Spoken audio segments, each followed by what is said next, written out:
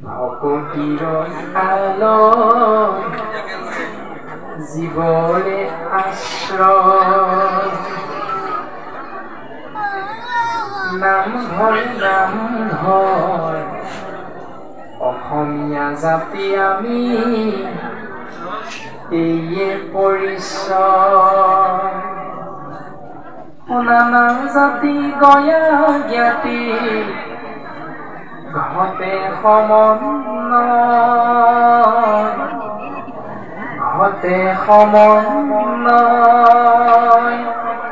নামঘৰৰ বিনে আমাৰ অস্তিত্ব নৰয় নামঘৰৰ বিনে আমাৰ অস্তিত্ব নৰয়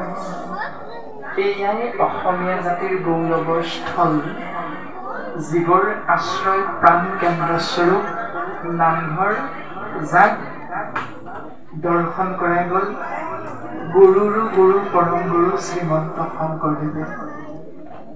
অসমীয়া জাতিয়ে যাক লৈ আমি গৌৰৱ কৰোঁ সেয়াই হ'ল নামঘৰ আৰু সেই নামঘৰৰ দৰ্শন দিছে ভকতিৰ আলয় আলয় মানে হ'ল গৃহ ভক্তিৰ প্ৰাণ কেন্দ্ৰস্বৰূপ নামঘৰ জীৱৰ আশ্ৰয় য'ত জীৱৰ মুকুতি হয় যি নাম একান্ত ভকতে নিৰবিচ্ছিন্নভাৱে নিৰন্তৰে আশ্ৰয় কৰিব পাৰে সেয়া হ'ল গুৰুজনাৰ অপূৰ্ব দান নামঘৰ আৰু সেই নামঘৰতেই আমি একত্ৰিত হৈছোঁ যি নামঘৰত আজিৰ পৰা ৩০-৪০ বছৰ আগত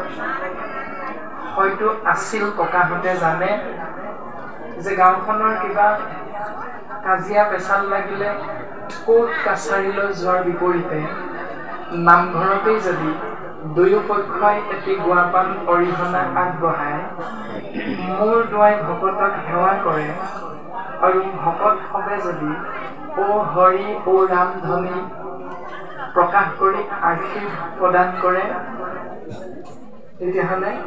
তাতেই সমস্ত বিষয়ৰ নিষ্পত্তি হয় আৰু সেইকাৰণে নামঘৰক কোৱা হয় লোক আদালত কিন্তু আজিকালি সেই ব্যৱস্থাটো প্ৰায় নাইকিয়া হৈ গ'ল এয়া হ'ল নামঘৰ গুৰুজনাই দিয়া লোক আদালত আৰু এই নামঘৰৰ মাধ্যমেৰে গোবিন্দ মহাপ্ৰভুৰ নিৰ্গুণ নাম আশ্ৰয় কৰি আমি সমস্ত জনা আহোম কছাৰী খাচী গাৰো মিৰি যৱন কংক গোৱাল অসম মূলোক ৰজক তুৰুক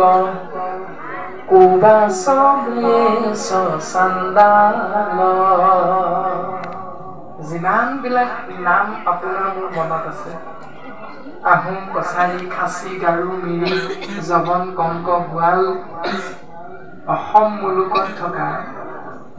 ধোবা তুৰুক ম্লেচ কুবাচ চান্দাল পৰ্যন্ত আনু পাপী নৰ কৃষ্ণ সেৱকৰ সংগত পবিত্ৰ হয় দ্বিতীয় স্কন্ধত গুৰুজনাই পদবন্ধই সিদ্ধান্ত দিছে যিমানেই পাপী মনুষ্য নহওক জীৱ নহওক কিয় নিকৃষ্টৰো নিকৃষ্টতম জীৱয়ো ভকতৰ সংগত কৃষ্ণ নাম যদি আশ্ৰয় কৰে জীৱৰ মুকুতি হয় এই দৰ্শনটো গুৰুজনাই দিছে আৰু আমি সমস্ত জনাই তাকেই ধৰ্ম বুলি কওঁ আৰু সেই ধৰ্ম সেই কৰ্ম আমি প্ৰত্যেকজনাই পালন কৰি আছো সমাজ বিশেষে ক'ৰ পৰা মাধৱ গুৰুজনাই অপূৰ্ব সৃষ্টি নামঘোষাত সিদ্ধান্ত দিছে বেদৰ বিহিত যত আছে ধৰ্ম সংসাৰত সবে হৰি নামৰ কিংকৰ হেন জানি যিটো জনে নামৰ কীৰ্তন কৰে